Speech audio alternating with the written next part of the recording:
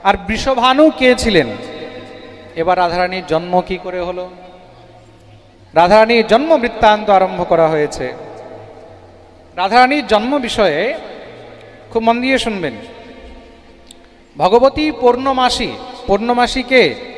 স্বয়ং যোগমায়া, যিনি বৃন্দাবনের এক একটি লীলা জানেন। ভগবতী পূর্ণমাসী এই কথা বর্ণন করছেন। শ্রী রূপ গোস্বামী পাদ রাধারানীর জন্ম বৃত্তান্তে খুব সুন্দর বর্ণন করেছেন, খুব মন দিয়ে শুনবেন। বিন্ধ্যাচল ভগবানের ব্রহ্মাদেবের কাছে বরদান পেলেন, তো বিন্ধ্যাচলের ঘরে ভগবতী শ্রী রাধারানী আবির্ভূত হয়েছেন, জন্ম নিয়েছেন। একটি নয়, দুটি কন্যা হয়েছে। কটি কন্যা হয়েছে? দুটি কন্যা। কটি কন্যা হয়েছে? দুটি। বিন্ধ্যাচলের ঘরে। বিন্ধ্যাচল তো খুব খুশি, খুব আনন্দিত।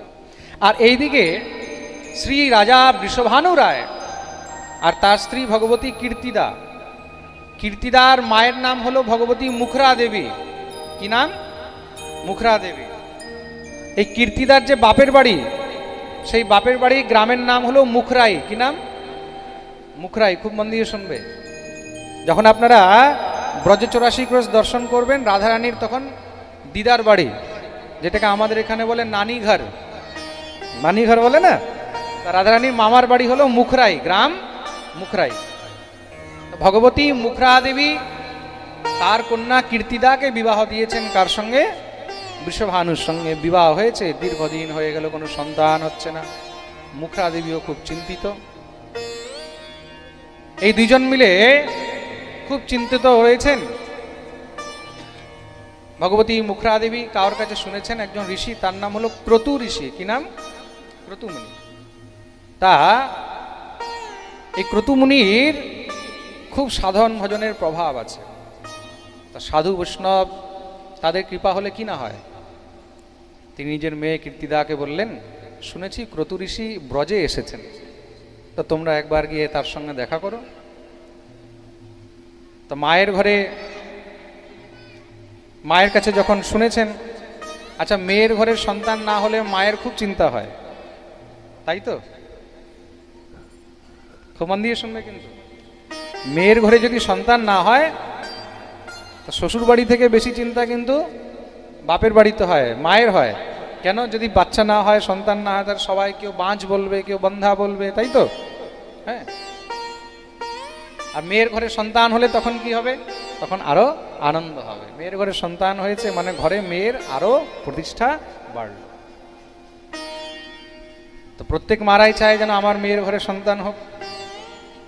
মহর্ষি ক্রতু এসেছেন, বৃষভানু আর ভগবতী কীর্তিদা ক্রতু ঋষির কাছে উপস্থিত হলেন।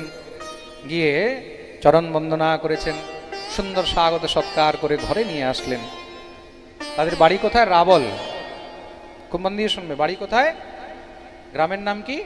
রাবল। আর নন্দ বাবা যে গ্রামে থাকেন সেই গ্রামের নাম কি? গোকুল। কি নাম? গোকুল। তা গোকুলের পাশেই কিন্তু রাবল। আপনারা যদি গোকুল যান দর্শন করতে, তো গোকুল থেকে পাশেই রাবল। নিয়ে আসলেন গৃহে। ক্রতু ঋষি খুব প্রসন্ন হলেন। বৃষভানু, কি চাও? গুরুদেব, আমাদের কোনো সন্তান নেই, এমন কৃপা করুন যেন একটি সন্তান লাভ প্রাপ্ত করি। ও তাই নাকি? যাও যাও, তোমরা ব্রজের অধিষ্ঠাত্রীর কাছে যাও। ব্রজদেবী অধিষ্ঠাত্রী কে? ভগবতী কাত্যায়নী। কে? মনে রাখবে, ব্রজবাসীদের কুলদেবী। প্রত্যেক জায়গার একটা কুলদেবী থাকে, তো কুলদেবতা, কুলদেবী। এখানেও যারা বসে আছে সবার কিন্তু কুলদেবতা আছে, কুলদেবী আছে।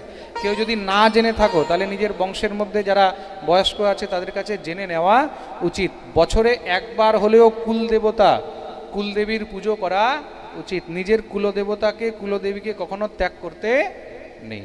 খুব মন দিয়ে শুনবে। যেই ঘরের মধ্যে কুলদেবতাকে, কুলদেবীকে ত্যাগ করে দেওয়া হয়, সেই বংশ নাশ হয়ে যায়। কুলদেবতা, কুলদেবীকে কখনো ত্যাগ করতে নেই। তুমি যতই বৈষ্ণব হয়ে যাও, তুমি যতই মহারাজ সন্ন্যাসী হয়ে যাও, চাहे তুমি শৈব ধর্মে দীক্ষা নাও, চাहे তুমি শাক্ত দীক্ষা নাও, চাहे তুমি বৈষ্ণব ধর্মে দীক্ষা নাও, নিজের কুলদেবতা, কুলদেবীকে কখনো ত্যাগ করতে নেই। উত্তরাখণ্ডের একটি ঘটনা আছে, বেশি দিন নয়, মাত্র 12-13 বছর আগের ঘটনা। আপনারা সবাই সেই ঘটনাটা নিয়ে পরিচিত আছেন। কথা বলবে না, সেই ঘটনাটা নিয়ে পরিচিত আছেন হবে। আমি আপনাদেরকে আজকে একটু ওটা ডিটেলে বলে দিই। উত্তরাখণ্ডের মধ্যে গঙ্গা নদীর উপরে বিশাল বড় একটি ড্যাম তৈরি হচ্ছিল, নাম হলো টিহরি বাঁধ। যারা চারধাম গেছে তারা নিশ্চয়ই দেখেছে হবে, বিশাল বড় ড্যাম আছে, টিহরি ড্যাম বলে যেটাকে। তো ওই বাঁধটা যখন বানানো হচ্ছে, তা ওইখানের পাহাড়ের মধ্যে ওইখানকার পাহাড়িদের একটি কুলদেবীর মন্দির আছে। এই কুলদেবীর মন্দির হাজার হাজার বছর পুরানো, নাম হলো ধারী দেবী। খুব মন দিয়ে শুনবে, নাম হলো ধারী মাতা। তা সেই মন্দিরটাকে সরকার ভেঙে দিয়েছে। তো যখন মন্দিরটা ভাঙছে, সমস্ত সব গ্রামবাসী এলাকাবাসীরা খুব মানা করেছে, এই মন্দিরটা ভাঙবেন না, এটা আমাদের কুলদেবী। এই কুলদেবী আমাদের রক্ষা করছেন এখানে। এই পাহাড় তো মানে ডেঞ্জারাস জায়গা। পাহাড়ে থাকা মানে কি, নদীর ধারে ঘর করা, পাহাড়ে ঘর করা, এগুলো তো সব সবসময় রিস্ক থাকে। তা আমাদের কুলদেবী আমাদের রক্ষা করছেন, আপনারা এটা সরাবেন না। সরকার বলেছে আমরা এখান থেকে সরিয়ে অন্য জায়গায় মন্দির করে দেবো, অন্য জায়গায় দিয়ে দেবো। খুব মানা করা হলো, অনেক প্রোটেস্ট হলো, সরকারের সামনে তো আর মানুষের চলবে না। মন্দির ভেঙে দেওয়া হলো, ধারী দেবীর মূর্তি সেখান থেকে উঠিয়ে অন্য জায়গায় রাখা হবে। 24 ঘন্টা পেরিয়েছে, 48 ঘন্টা হয়নি, বিশাল ভয়ঙ্কর মহারাজ বিনাশ হয়ে গেল। কেদারনাথে আপনারা সবাই দেখেছেন 2012-তে কি অবস্থা হলো। আর সে এমন বিনাশ হয়েছে যে উপর থেকে নিচে পর্যন্ত সব একদম শেষ। আবার সরকারকে সেই জায়গাতেই মন্দির তৈরি করতে হয়েছে। আজও আপনারা যখন যাবেন টিহরি ড্যামের মধ্যে, আপনারা দেখবেন জলের মধ্যেই সেখানে সেই মন্দিরটা আছে। ড্যামের উপরেই মন্দির আছে, চারদিকে জল, জলের উপরে মন্দিরটা তৈরি করা আছে। যেখানে ছিলেন কুলদেবী ধারী মাতা, সেই ধারী দেবী এখনও সেখানেই আছে। যখন থেকে স্থাপনা করা হয়েছে আবার সেই জায়গাতে ওনাকে বসানো হয়েছে, আর কোনো বিপত্তি আসে না। তা নিজের কুলদেবী, নিজের কুল দেবতাকে কখনো ত্যাগ করতে নেই। আমরা অনেক সময় কি মনে করি, আমরা তো এখন অমুক জায়গায় দীক্ষা নিয়ে নিয়েছি, আমরা এখন অমুক জায়গায় চলে গেছি, আমরা এখন হয়তো গড়িয়া হয়ে গেছি, গড়িয়া মঠে চলে গেছি, বা ইস্কনে চলে গেছি, বা রাধাকুণ্ডে দীক্ষা নিয়েছি, আমরা অনুকূল ঠাকুর হয়ে গেছি, আমরা কত সম্প্রদায় আছে, আমার তো অত নামও মুখস্থ নেই। হ্যাঁ, আমরা ওই ভারত সেবাশ্রম হয়ে গেছি, আমরা রামকৃষ্ণ মঠে দীক্ষা নিয়েছি, এখন আর আমাদের অন্য কারোর প্রয়োজন নেই। কখনো নয়। দেখুন, এবার হয়তো অনেকে বলবে, না মহারাজজি এসব করে আর কি লাভ, আমরা এখন সব ছেড়ে দিয়েছি। আমরা দেখুন, আমার বলাটা আমার কর্তব্য, সেটাকে মানা না মানা সেটা হলো আপনাদের নিজস্ব ব্যক্তিগত বিষয়। আপনারা কে মানবেন কে মানবেন না, আমি তো কাউকে আর হাত ধরে মানাতে পারবো না, ঘাড় ধরে কান ধরে মানাতে পারবো না। আমি যখন ব্যাসপীঠে বসেছি, তা ব্যাসপীঠের মধ্যে যেটা শাস্ত্রসম্মত, যেটা আপনাদেরকে করা উচিত, সেটা আমি এখান থেকে উপদেশ করব। সেটা আমি একবার নয় 1000 বার বলবো, বোঝাবো। এবার সেটাকে করা না করা আপনাদের নিজস্ব কর্তব্য। যেরকম আমি গেলবার পাঠে একটা কথা বলেছিলাম যে ঠাকুরকে আরতি করার সময় কোন তেল দিয়ে আরতি করা উচিত আর কোনটা দিয়ে করা উচিত নয়, বলেছিলাম না? ঠাকুরকে ঘি দিয়ে আরতি করা সব থেকে শ্রেষ্ঠ। ঘি দিয়ে না হলে তিল তেল দিয়ে করবে, অনেকে সরষের তেল দিয়ে করে। আমি বলেছিলাম সরষের তেলের জন্য কিছু কিছু দেবতারা আছে, তাদেরকেই করা উচিত। এবার অনেকে প্রশ্ন করেছে আমার কাছে, মহারাজজি যাদের কাছে টাকা নেই, পয়সা নেই, ঘি কেনার টাকা নেই, তিল তেল কেনার টাকা নেই, তারা কি করবে? দেখুন, খুব মন দিয়ে শুনবেন, কিন্তু আমার যেটা শাস্ত্রসম্মত কথা বলার ছিল সেটা আমি বলেছি। এবার সেটাকে কে কতটা মানতে পারবে, কে কতটা মানতে পারবে না, সেটা তার উপরে। আর প্রত্যেকটি নিয়ম হলো সামর্থ্যবানের জন্য। কার জন্য? জোরে বলো। সামর্থ্যবানের জন্য। মনে রাখবে কিন্তু আমাদের নিয়ম হলো ডান হাতে খাওয়া, নিয়ম হলো ডান হাতে খাওয়া, ডান হাতে দান করা, ডান হাতে তর্পণ করা, ডান হাতে অর্ঘ্য দেয়া, ডান হাতে ভগবানের সেবা করা। কিন্তু যার ডান হাতই নেই, বুঝবে কিন্তু কথাটা কি বলতে চাইছি আমি, যার ডান হাত নেই তখন সে কি করবে, তখন বাঁ হাত দিয়ে করবে। তা যার কাছে ঘি দেওয়ার সামর্থ্য নেই, যার কাছে তিল তেল দিয়ে আরতি করার সামর্থ্য নেই, তখন সে সাদা তেল দিয়ে করবে, সানফ্লাওয়ার দিয়ে করবে, তখন সে বাদাম তেল দিয়ে করবে, না পেলে তখন সর্ষ তেল দিয়ে করবে। যা তার সামর্থ্য আছে সে সেটার মধ্যেই করবে। প্রেম সে বলো। নিয়ম হলো সামর্থ্যবানের জন্য। কার জন্য? জোরে বলো। যে রাস্তায় ভিক্ষা করছে, তুমি যদি ভাবো যে সে তোমাকে দেশি ঘি 800 টাকা কেজি দিয়ে আরতি করবে, সম্ভব না। তা যার সামর্থ্য আছে, নিয়ম তার জন্য বলা হয়েছে। খুব মন দিয়ে শুনবে কিন্তু। আপনারা যখন বাসে যান, ট্রেনে যান, সেখানে দেখবেন লেখা থাকে বিকলাঙ্গ সিট, লেখা থাকে কি না? কেন? তার সামর্থ্য নেই, তার জন্য আপনাকে তার জন্য সিট ছাড়তে হবে। যার সামর্থ্য আছে সে দাঁড়িয়ে যাবে, তাই তো? তার নিয়ম হলো সামর্থ্যবানের জন্য।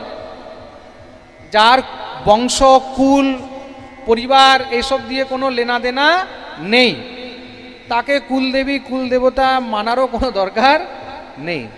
যাকে সন্তানের প্রয়োজন, বংশে সুখ শান্তির দরকার আছে, তাকে কুলদেবী কুলদেবতাকে কখনো ত্যাগ করতে নেই। তাহলে কি হয়? তখন তাতে অঘটন হয়। তার জন্য বললেন যে তুমি ব্রজের কুলদেবী, ব্রজমণ্ডলের কুলদেবী কে? কমন দিয়ে শুনবে, কে? নাম কি বললাম? কাত্যায়নী। বলিয়ে কাত্যায়নী মাইয়া কি। তোমরা গিয়ে মা ভগবতী কাত্যায়নীর পুজো করো। তো বৃষভানু মা ভগবতী কীর্তিদা কাত্যায়নীর পুজো আরম্ভ করলেন। মা ভগবতী কাত্যায়নী কৃপা করেছেন।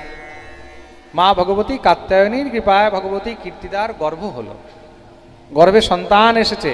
সন্তান রূপে কে এসেছেন? সাক্ষাৎ ভগবতী শ্রী রাধারানী। দেখতে দেখতে সময় চলে যাচ্ছে। শুভ তিথি, শুভ মুহূর্ত কবে? ভাদ্র মাস শুক্লপক্ষ অষ্টমী তিথি, এই আজকের দিন। এই আজকের দিন ভাদ্র মাস শুক্লপক্ষ অষ্টমী তিথি। এই তিথিতেই একদম মহারাজ প্রাতঃকাল ভগবতী শ্রী কীর্তিদার গর্ভ থেকে ভগবতী শ্রী রাধারানী প্রকট হয়েছেন। বলিয়ে রাধা রানী।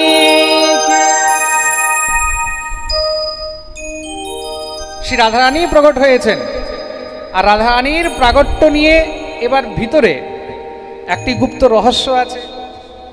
সেটা কে জানে? সেটা বৃষভানু জানে, আর ভগবতী কীর্তিদা জানেন। বিশেষ রহস্য কি আছে? ভগবতী কীর্তিদা তো গর্ভবতী আছেন। বৃষভানু রায় প্রতিদিন ব্রহ্ম মুহূর্তে যমুনা স্নান করতে যান। এদিকে যখন কৃষ্ণ অবতার হয়েছে, কৃষ্ণ অবতার হওয়ার পরে বসুদেব কৃষ্ণকে নন্দের গৃহে রেখে সেই নন্দের কন্যাকে নিয়ে গেলেন। কারাগৃহের মধ্যে যখন কংস এসে সেই কন্যাকে মারতে গেছে, সেই কন্যা হাত থেকে ছাড় পেয়ে আকাশবাণী করলেন, তুই আমাকে কি মারবি? তোকে যে মারবে সে তো জন্মগ্রহণ করে নিয়েছে। সদ্যজাত যত শিশু আছে তাদেরকে মারার জন্য তখন কি করলো? পুতনাকে পাঠালো। তা পুতনা কি করেছে? ঘরে ঘরে বাচ্চাদেরকে মারা আরম্ভ করে দিয়েছে। আর আকাশবাণী করার সময় ভগবতী যোগমায়া এটাও বলেছেন, তোকে যে মারবে মনে রাখবি কিন্তু তার শক্তি, তার স্বয়ং শক্তি কন্যা রূপে জন্মগ্রহণ করেছে। তো পুতনাকে বলা হয়েছে এই শক্তিটাকেই শেষ করো। তাকে তো শেষ করবে, সঙ্গে শক্তিকেও শেষ করবে। তা তিনি বিন্ধ্য পর্বতে গিয়ে নিবাস করলেন।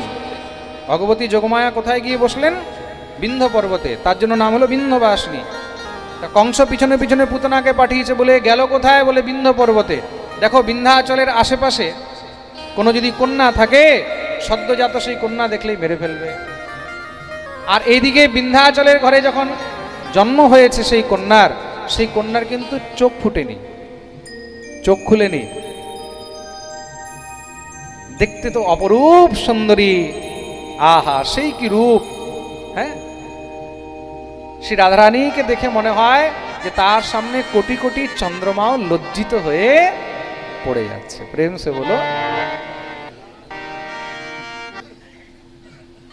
আর সেই অবস্থায় পুতনা যখন সেখানে শিশুদেরকে হত্যা করতে করতে মহারাজ উপস্থিত হলেন বিন্ধ্য পর্বতের গৃহের মধ্যে। যখনই মহারাজ বিন্ধ্যাচলের স্ত্রী এই খবর জানতে পারলেন যে রাক্ষসী এসে উঠিয়ে নিয়ে মেরে দিচ্ছে, তখন তিনি ভয়ে কি করলেন, ভয়ে সেই দুটি কন্যাকে সেখান থেকে মহারাজ বিসর্জন করে দিলেন। কিসের মধ্যে? পদ্ম ফুলের মধ্যে। ছোট মোটো নয়, সহস্রদল পদ্ম ফুলের মধ্যে দুটি পদ্ম ফুলে সেই দুটি কন্যাকে রেখে যমুনায় বিসর্জন করে দিলেন। তো মন দিয়ে শুনবে, কিন্তু যমুনায় বিসর্জন করে দিলেন। একটি কন্যা আগের দিকে চলে গেছে, আরেকটি কন্যা উল্টো চলে আসছে। বিন্ধ্য পর্বত কোথায়? প্রয়াগের কাছে। তো প্রয়াগের কাছে বিন্ধ্য পর্বত, সেখান থেকে এবার আস্তে আস্তে মহারাজ যমুনা কোথায় যাচ্ছে? প্রয়াগে চলে যাচ্ছে। তা একটি কন্যা সেদিকে চলে যাচ্ছে, মানে নদীর ধারার সঙ্গে, আরেকটি কন্যা উল্টো যাচ্ছে, নদীর ধারার উল্টো যাচ্ছে। উল্টো আস্তে আস্তে আস্তে আস্তে আস্তে আস্তে গোকুলে চলে এসেছে রাবণে। সেই সময় ব্রহ্ম মুহূর্তে শ্রী বৃষভানু রায়জি যমুনা স্নান করতে গেছেন। যমুনা স্নান করতে গেছেন, অরুণোদয় হয়েছে, মানে সূর্যোদয় এখন হয়ে যাবে। অরুণোদয় মানে আলো হয়ে গেছে। অরুণোদয় হলে কি হয়? পদ্ম ফুল ফুটে যায়। আর যখনই মহারাজ অরুণোদয় হয়েছে, পদ্ম ফুল ফুটেছে, পদ্ম ফুল ফুটতেই শ্রী রাধারানী যখন একদম মহারাজ সামনে প্রকট হলেন, সঙ্গে সঙ্গে সূর্যোদয় হয়েছে, আর সূর্যের প্রথম আলো শ্রী রাধারানীর মুখের উপরে পড়েছে। রাধারানী কিন্তু একদিকে সূর্যপুত্রী, প্রেম সে বলো। আর সেই মহারাজ কান্না আরম্ভ করেছে, সূর্যের আলো মুখে পড়েছে। তা এক ভানু কি করেছে? রাধারানীর মুখের উপরে নিজের তেজ দিয়েছেন। সেই প্রকাশ পেয়ে রাধারানী তো ততক্ষণ মনে হচ্ছিল ঘুমিয়ে আছি অন্ধকারে, যখনই প্রকাশ পেয়েছে, এক ভানু প্রকাশ দেয়াতেই রাধারানী কান্না আরম্ভ করলেন। আরেক ভানু স্নান করছে, কে? বৃষভানু। ক্রন্দনের আওয়াজ শুনে সঙ্গে সঙ্গে মহারাজ দৌড়ে গেলেন সেই পদ্মফুল। আহা হা! যখনই পদ্মফুল দেখেছেন, সেই মুখমণ্ডল, সেই দিব্য কন্যা দেখেই তো একদম মহারাজ হৃদয় গদগদ হয়ে গেছে। মনে হয় জন্ম জন্মান্তরের আমার তপস্যা এখানে আজ পূর্ণ হলো। সেই দিব্য কন্যাকে নিয়ে শ্রী বৃষভানু রায় ঘরের মধ্যে এসে উপস্থিত হয়েছেন। ঘরে এসে যখন উপস্থিত হলেন, ভগবতী শ্রী কীর্তিদাকে সেই কন্যা অর্পণ করেছেন। কীর্তিদাকে সেই কন্যা অর্পণ করলেন।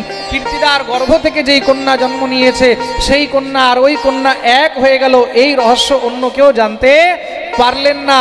আর মহারাজ চারোদিকে এখন চর্চা ছড়িয়ে গেল, কে? বলে বৃষভানুর ঘরে, ভগবতী কীর্তিদার ঘরে খুব সুন্দর একটি কন্যা রত্নের জন্ম হয়েছে। আর কন্যার নাম কি রাখা হলো? দেখুন, ধারার বিপরীত মহারাজ এসেছে। কার বিপরীত এসেছে? ধারার বিপরীত। তার ধারার বিপরীত কি হয়? ধারা, তার উল্টো করো।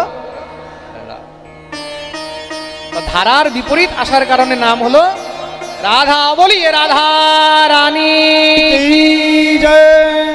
তার জন্য নাম হলো রাধা। ভগবতী শ্রী রাধারানী প্রাগট্য হয়েছে। চারদিকে মহারাজ সবাই মিলে দিব্য গুণগান করছেন। সমস্ত দেবতাগণ এসে স্তুতি আরম্ভ করলেন। আমরাও সবাই মিলে একটু শ্রী রাধারানীর স্তুতি। প্রগটি শ্রী রাধা রূপ আগাধা, সবাই মিলে দিব্য স্তুতি করছে। प्रगटे श्री राधा रूप अगाधा, सब सुख साधा नावे, मुनि प्रेम अगाधा मैं तन बाधा, लख रही सोटी लजावे। प्रगटे श्री राधा रूप अगाधा, सब सुख साधा नावे, मुनि प्रेम अगाधा मैं तन बाधा, लख रही सोटी लजावे। ब्रज घर घर माई बटे बधाई, सब मिल मंगल गाई। कीरत बड़ भागी अति सुख पागी, पुरजन करत बढ़ाई प्रगति श्री राधा। दोनों हाथ दिए ताली से सब सुख साधना रे मुनि प्रेम गाधा प्रेम कर निगाधा लग रही सोची न जावे।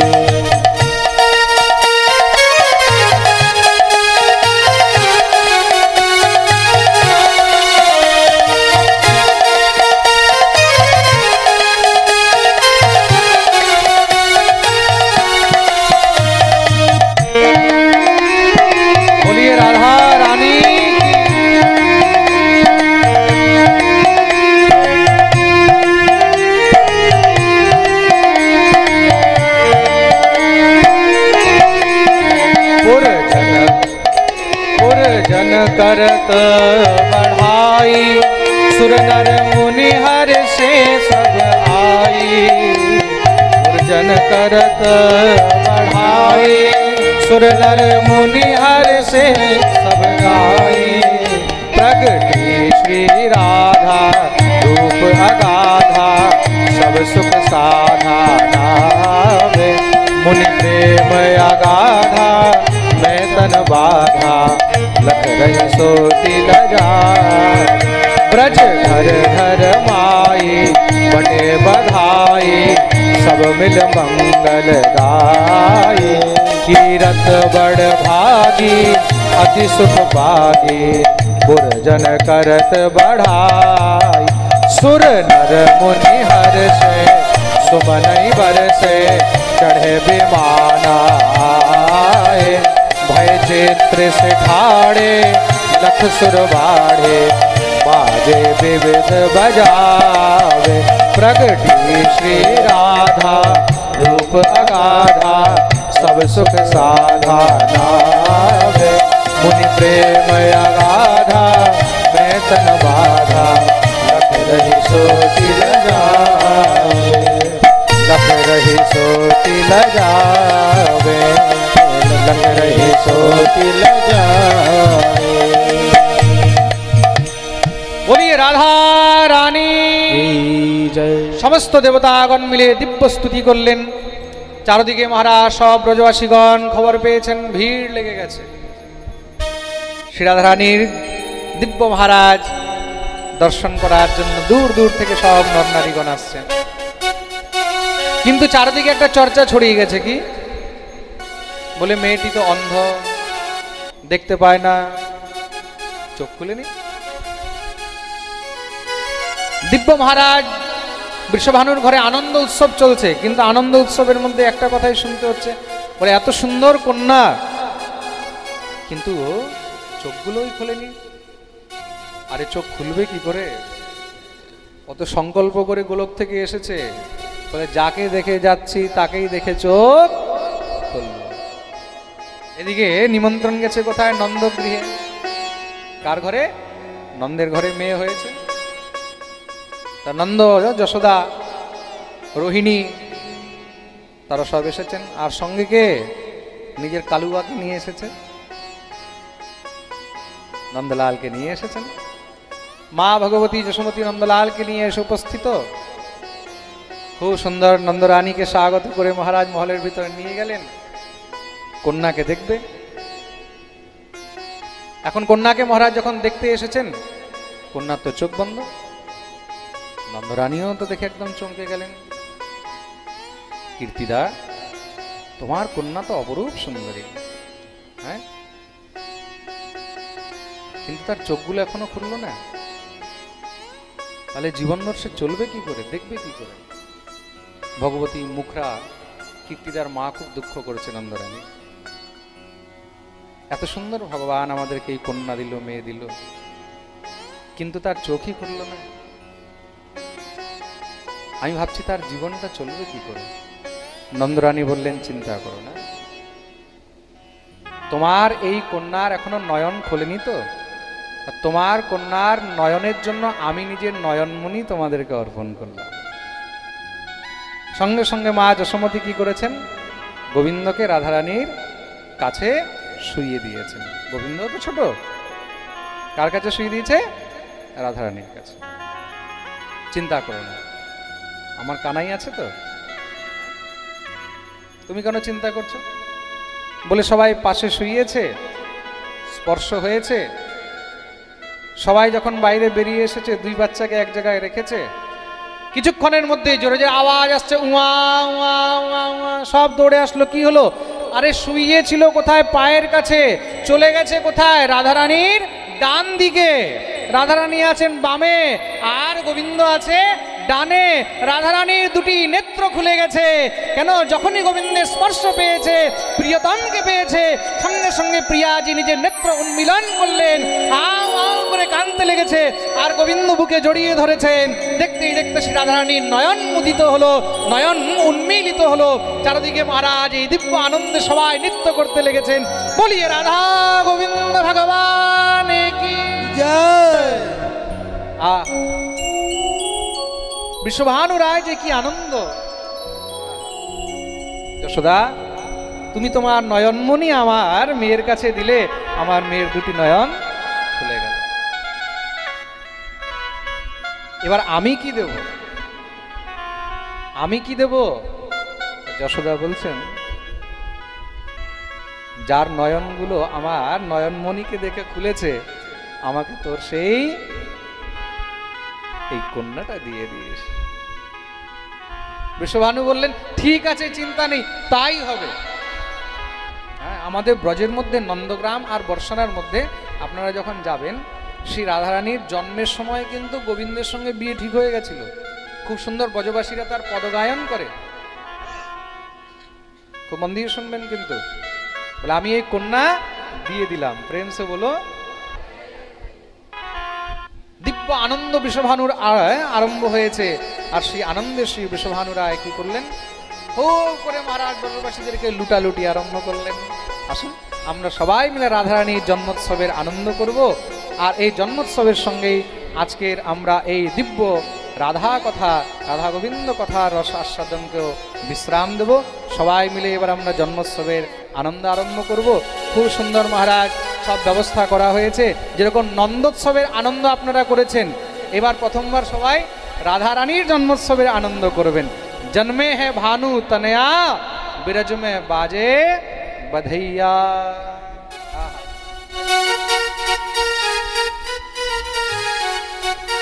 সব ব্রজবাসীরা মিলে গাইছেন। কি বলছেন? জন্মে হে ভানু তনৈয়া, बिरज में बाजे बधैया।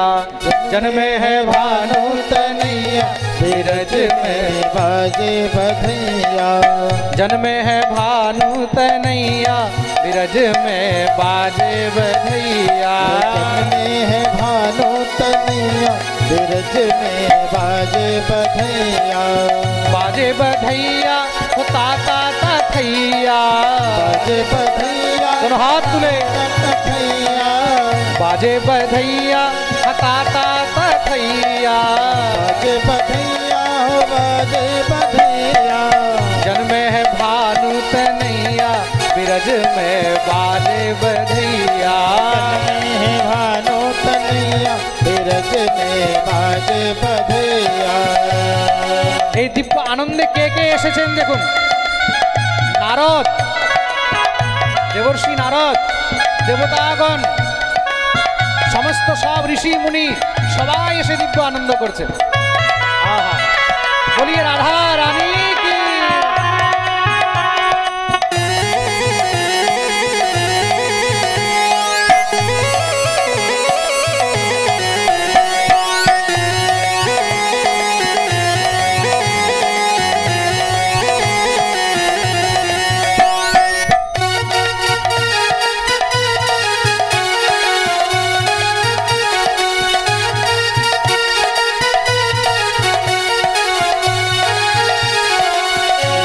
बजाते नारद आए, बीना बजाते नारद आए। बीना बजाते नारद आए, बीना बजाते नारद आए। नारद आए बधैया गाए, नारद आए बधैया गाए। नारद आए बधैया गाए, नारद आए बधैया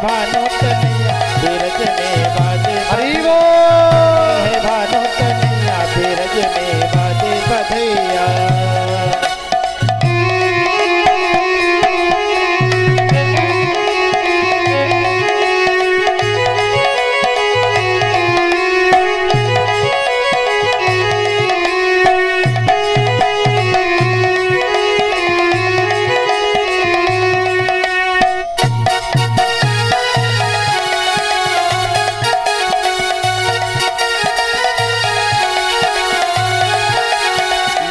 कीर्ति दा पलना झुलावे मैया कीर्ति दा पलना झुलावे पलना झुलावे हो पलना झुलावे मैया कीर्ति दा पलना झुलावे। गोपी ग्वाल सब नाचे गावे गोपी ग्वाल सब नाचे गावे। रे झूलत है भानु तनैया अरे झूलत है भानु तनैया बिरज में बाजे बधैया। जन्मे है भानु तनैया बिरज में बाजे बधैया।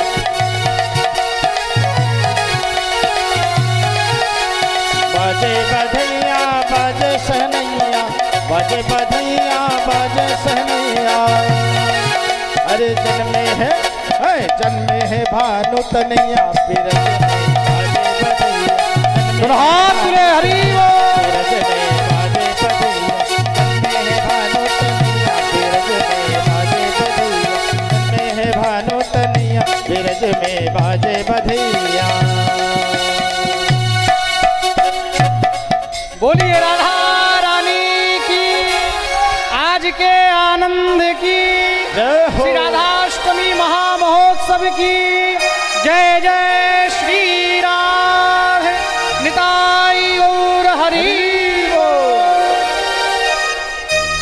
আজকের দিব্য এই আনন্দ উৎসবকে আমরা এখানেই বিশ্রাম দিলাম। এবার আরতি হবে, আরতির পরে সবাই প্রসাদ গ্রহণ করে যাবে। মনে রাখবে সবার জন্য প্রসাদের ব্যবস্থা আছে। আজকে যারা ব্রত করেছেন সেই সব ব্রতের ব্যবস্থা এখানে আছে, কোনো চিন্তা করবেন না। প্রেম সে বলো। আসুন এবার আরতি হবে, আরতি নিচে চলে যাও। रावल में आनंद भयो जय हो राधा रानी की। रावल में आनंद भयो जय हो राधा रानी की। रावल में आनंद भयो जय हो राधा रानी की। जय हो राधा रानी की जय हो राधा रानी की। जय हो राधा रानी की जय हो महारानी की। जय हो राधा रानी की जय हो महारानी की। रावल में आनंद भयो जय हो राधा रानी की। वर्षा में आनंद भयो जय हो राधा रानी की। वर्षा में आनंद भयो जय हो राधा रानी की। जय हो भानु कुमारी की जय हो किरत कुमारी की। जय हो भानु कुमारी की जय हो किरत कुमारी की। आनंद हो रावल में आनंद भयो जय हो राधा रानी की। रावल में आनंद भयो जय हो राधा रानी की। रावल में आनंद भयो जय हो राधा रानी की। रावल में आनंद भयो जय हो राधा रानी की। जय हो राधा रानी की जय हो महारानी की। जय हो राधा रानी की जय हो महारानी की।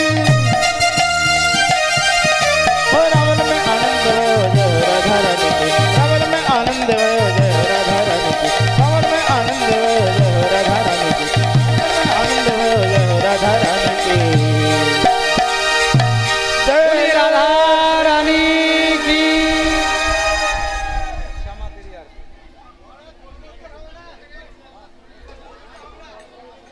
আজকে না, আজকে সময় অনেক হয়ে গেছে, 7 দিনের হবে।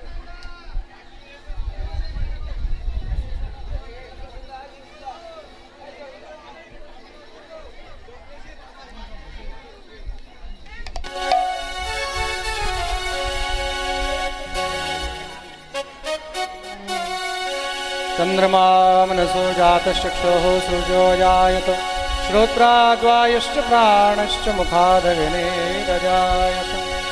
राधा तेरी आरती कन्हैया तेरी आरती सारा संसार करेगा हाथ जोड़ के।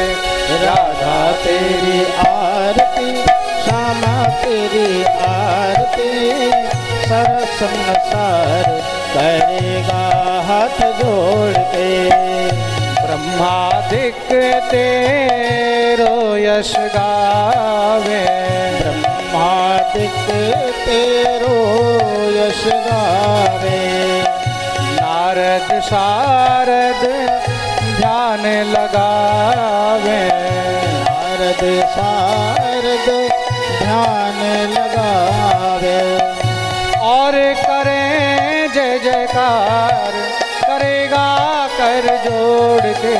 राधा तेरी आरती, श्यामा तेरी आरती, सारा संसार करेगा हाथ जोड़ के। मैं हूँ दीनन दुखिया भारी, मैं हो दीनन दुखिया भारी।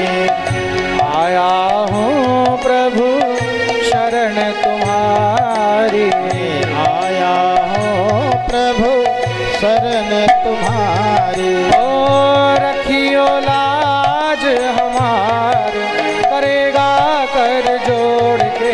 राधा तेरी आरती, श्यामा तेरी आरती, सारा संसार करेगा हाथ जोड़ के।